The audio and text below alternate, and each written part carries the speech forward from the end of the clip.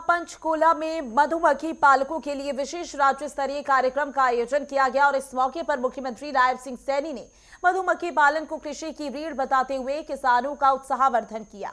कार्यक्रम के दौरान 30 प्रमुख मधुमक्खी पालकों को 1 करोड़ 2 लाख रुपए की प्रोत्साहन राशि भी वितरित की गई है। इस खास रिपोर्ट में देखिए। मुख्यमंत्री ने किसानों को दिया आत्मनिर्भरता का नया मंत्र। मधुमक्खी पालकों को करोड़ों की प्रोत्साहन राशि वितरित। 30 किसानों को 1 करोड़ 2 लाख रुपए की राशि वितरित। मुख्यमंत्री नायब सिंह सैनी ने विश्व मधुमक्खी दिवस के अवसर पर प्रदेश के किसानों को आत्मनिर्भरता का नया मंत्र दिया है। पंचकूला में आयोजित राज्य स्तरीय कार्यक्रम में मुख्यमंत्री ने न केवल मधुमक्खी पालकों को करोड़ों की प्रोत्साहन राशि वितरित की, बल्कि इस क्षेत्र को खेती की रीढ़ बताते हुए भविष्य का रूट मैप प्रस्तुत किया। हरियाणा सरकार लगातार किसान को मजबूत और सशक्त बनाने के लिए विभिन्न योजनाओं के माध्यम से उनको मजबूत कर रही है। हमने 16 अगस्त 2025 को इसी पंचकुला की पवित्र भूमि पर यह घोषणा की थी कि हम मधुमक्खी पालक किसान को भी इस भावांतर भरपाई योजना के साथ जोड़ने का काम ये हरियाणा सरकार करेगी। हमारे वैज्ञानिक साथियों पूरी मानवता को बार बार चेताते आ रहे हैं। हम सब इस बारे में जानते हैं कि अगर मधुमक्खी खत्म हो गई, ये हमारे वैज्ञानिक लगातार समय समय के ऊपर इस बात को बोलते रहे हैं कि अगर मधुमक्खी खत्म हो गई तो जीवन भी खतरे में आ जाएगा। इतना बड़ा महत्व व्यक्ति के जीवन में ये मधुमक्खी का है। साथियों, हमें इसको समझने की जरूरत है।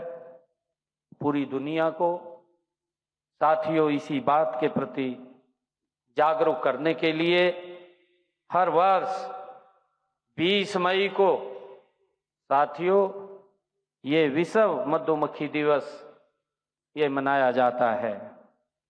साथियों, हम सब ये भी जानते हैं कि संयुक्त राष्ट्र महासभा में ये 2017 में इस दिवस को मान्यता दी गई। और साथियों 20 मई इसलिए चुनी गई क्योंकि इस दिन आधुनिक मधुमक्खी जो विशेषज्ञ हैं साथियों एंटोन जानसा साथियों उनका जन्मदिन है, जिन्होंने अपना पूरा जीवन साथियों मधुमक्खियों के महत्व के प्रति, उनकी क्या महत्ता है उसके प्रति जागरूकता फैलाने में उन्होंने अपना पूरा जीवन लगाया है। साथियों, उन्होंने ये भी बताया है कि मधुमक्खियां केवल शहद नहीं देती हैं, बल्कि खेती, पर्यावरण और मानव जीवन के लिए भी ये अत्यंत जरूरी हैं। साथियों, हमारे वेदों में भी इसकी चर्चा है। हम सब इस बात को जानते हैं कि हमारे वेद पुराण, भारतीय संस्कृति में भी मधु और मधुमक्खियों के विशेष महत्व उनमें भी बताया गया है। साथियों, ऋग्वेद में मधु को समृद्धि, शुद्धता और स्वास्थ्य का ये प्रतीक माना गया है। नायब सरकार मधुमक्खी पालकों को बक्सों, कॉलोनी और अन्य उपकरणों पर 85% तक की भारी सब्सिडी दे रही है। इतना ही नहीं, अब मधुमक्खी पालन को मुख्यमंत्री बागवानी बीमा योजना और भावांतर भरपाई योजना में भी शामिल कर लिया गया है। वहीं मुख्यमंत्री ने 30 किसानों को 1 करोड़ 2 लाख रुपए की प्रोत्साहन राशि सीधे हस्तांतरित की, जो सरकार की पारदर्शिता और किसान हितैषी नीति का प्रमाण है।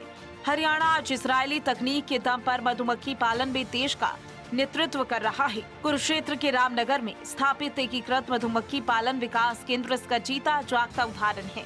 प्रधानमंत्री नरेंद्र मोदी के हनी मिशन को आगे बढ़ाते हुए हरियाणा ने वर्ष 2024-25 में 1 लाख मीट्रिक टन शहद का निर्यात करने में सफलता हासिल की है। मुख्यमंत्री ने लक्ष्य रखा कि 2030 तक प्रदेश में मधुमक्खी पालकों की संख्या 7,750 तक पहुंचाई जाएगी और उत्पादन को 15,500 मीट्रिक टन तक का ले जाया जाएगा।